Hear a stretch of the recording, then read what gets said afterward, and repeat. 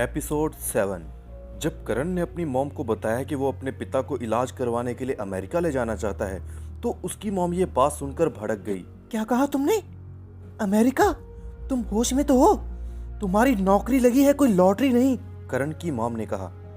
अपनी मॉम की ये बात सुनकर करण थोड़ा सोच में पड़ गया। उसने अपने मन में सोचा, मैं ये क्या कर रहा हूँ? मैं भावनाओं में बहकर ऐसे अंधाधुंध पैसा नहीं भा सकता। घर वालों को मुझ पर शक हो जाएगा, और वैसे भी पापा का इलाज यहाँ इंडिया में भी हो सकता है। आखिर मैं ये क्या पागलपन करने जा रहा था? करण ने इतना सोचकर अपनी मॉम से कहा, मॉम मुझे माफ़ करना। मुझे लगा अब जब मेरी जॉब लग गई है तो मैं पापा का इलाज विदेश में किसी अच्छे से हॉस्पिटल में करवा सकता हूँ। करण की मॉम ने करण के सर पर हाथ रखते हुए कहा, मैं समझ सकती हूँ बेटा, तुम बस अपने पापा को लेकर बहुत परेशान हो। तुम चिंता मत करो, तुम्हारे पापा जल्द ही ठीक हो जाएंगे। तुम्हें याद है, गांव के सरपंच के बेटे को भी यही बीमारी थी, लेकिन अब वो बिल्कुल ठीक है। कल मैं उनसे पूछ लूंगी उन्होंने अपने बेटे का इलाज कहाँ करवाया था, फिर हम तुम्हारे पापा का इलाज भी वहीं करवाएंगे। करण ने अपनी मॉम की बात सुनकर उनसे कहा, ठीक है मॉम, कल मैं भी आपके साथ चलूँगा, लेकिन फ़िलहाल अब आपको घर जाना चाहिए। पापा के साथ आज रात मैं रुक जाऊँगा। लेकिन बेटा, करण की मॉम इतना ही कह पाई, लेकिन करण ने उसे फिर से रोक दिया। मॉम, मैं आपकी परेशानी जानता हूँ। मैं जानता हूँ कि आपको पापा की फ़िक्र हो रही है, लेकिन आप ये बात भूल रही हैं कि आप पवन और अर्श को भी यहाँ हॉस्पिटल में ले आई थी। मैं नहीं चाहता कि उन्हें कोई परेशानी हो, इसलिए आप उन्हें घर ले जाइए। मैं दिनेश अंकल से बात करता हूँ, वो आप लोगों को घर छोड़ आएंगे। करण की मॉम थोड़ा मनाने पर मान गई। फिर करण ने दिनेश अंकल से बात की और उन्हें घर ले जाने के लिए कहा। दिनेश के पास अपनी छोटी सी गाड़ी थी। थोड़ी ही देर में सब घर चले गए। उन सबके जाने के बाद करण अपने पापा के वार्ड में गया। इस वक्त वो सो रहे थे। करण भी उनके पास ही में लगे हुए बेड के ऊपर सो गया। अगले दिन करण जल्दी उठ गया। थोड़ी ही देर में दिनेश भी वहां पर आ गया। करण के पापा अभी भी सो रहे थे। करण ने दिनेश अंकल से कहा, दिनेश अंकल आप पापा का ध्यान रखना, मैं चलता हूँ, मुझे थोड़ा काम है। हाँ हाँ बेटा, तुम चिंता मत करो, मैं तुम्हारे पापा का अच्छे से ख्याल रखूंगा, दिनेश ने कहा। Thank you uncle. करण ने इतना कहा और फिर हॉस्पिटल से निकल गया। थोड़ी ही देर में करण अपने घर पहुंच गया। करण की मॉम घर पर ही थी। करण ने जाकर अपनी मॉम से कहा, मॉम चलिए, हमें चलना चाहिए, हमें सरपंच अंकल से मिलना था ना। ठीक है। करण की मॉम ने कहा। फिर थोड़ी ही देर में वो दोनों सरपंच के घर के बाहर पहुंच गए। गांव के बाहर एक बहुत बड़ा और सुंदर सा घर था। ये सरपंच धीरज सिंह ढिल्लों का घर था। करण ने बेल बजाई। थोड़ी ही देर में एक अधेड़ उम्र का आदमी दरवाजा खोलने के लिए आया। करण ने उस अधेड़ उम्र के आदमी से कहा, जी नमस्ते, मैं यहाँ धीरज सिंह से मिलने के लिए आया हूँ, क्या वो घर पर हैं? जी हाँ सरपंच जी घर पर ही हैं, आप थोड़ी देर यहाँ वेट कीजिए, मैं उनसे बात कर कर आता हूँ। ये कहकर वो इंसान घर के अंदर चला गया। थोड़ी ही देर बाद वो इंसान वापस आया और करण से बोला, जी आप अंदर आ सकते हैं, आइए मेरे साथ। ये कहकर वो इंसान करण और उसकी मॉम को अंदर ले आया। करण और उसकी मॉम लॉबी में बैठकर उनका इंतजार करने लगे। थोड़ी ही देर बाद एक इंसान वहां पर आया। करण की मॉम ने उठकर उस इंसान से कहा, नमस्ते सरपंच साहब। जी नमस्ते, आप तो मान सिंह की बीवी है ना? जी हाँ, दरअसल हम यहाँ आपसे उनके बारे में ही कुछ बात करने के लिए आए हैं। अच्छा, आप लोग बैठिए यहाँ और मुझे बताइए क्या परेशानी है। करण की मॉम ने सरपंच को अपने पति की बीमारी के बारे में सब बताया। ओह, बहुत दुख की बात है।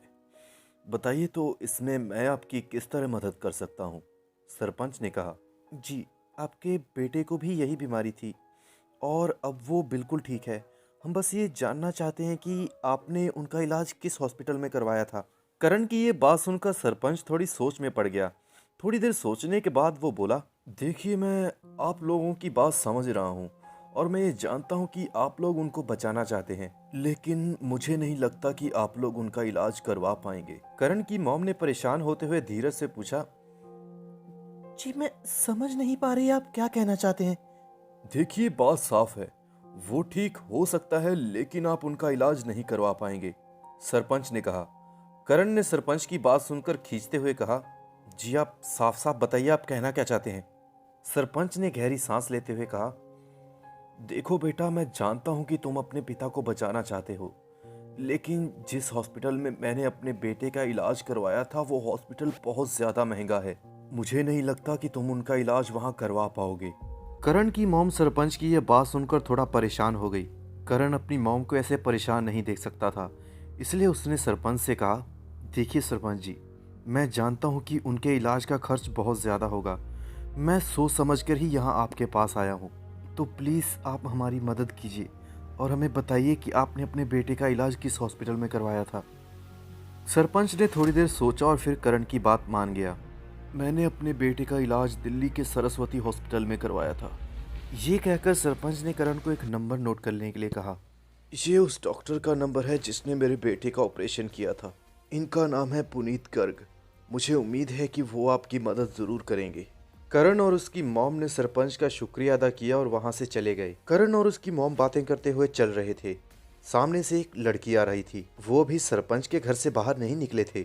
वो लड़की अपना फ़ोन चलाते हुए आ रही थी। उसका पूरा ध्यान अपने फ़ोन में था। करण और उसकी मॉम भी बातें करते हुए जा रहे थे कि अचानक से वो लड़की करण की मॉम से टकरा गई। आ, अंधी हो क्या? दिखाई नहीं देता? उस लड़की ने गिरते हुए करण की मॉम से कहा। बेटा मेरा ध्यान नहीं था, मुझे माफ करना। करण की मॉम ने उस लड़की से कहा। ध्यान नहीं था? अगर मुझे चोट लग जाती तो? Useless fellows. ये कहकर वो लड़की वहां से नाक चढ़ाती हुई चली गई। उस लड़की को जाते हुए देखकर करण ने अपने मन में सोचा, कितनी बदतमीज लड़की है ये। बड़ों से कैसे बात की जाती है उसकी तमीज ही नहीं है इसे। फिर करण और उसकी मॉम वहां से सीधा सिविल हॉस्पिटल के लिए चले गए। दोनों हॉस्पिटल के अंदर जाने लगे। तभी करण ने अपनी मॉम से कहा, मॉम आप चलिए, मैं अभी आता हूँ। करण के कहने पर करण की मॉम आगे चली गई और करण वहीं नीचे रुक गया। करण ने अपनी जेब से फोन निकाला और राहुल को कॉल किया।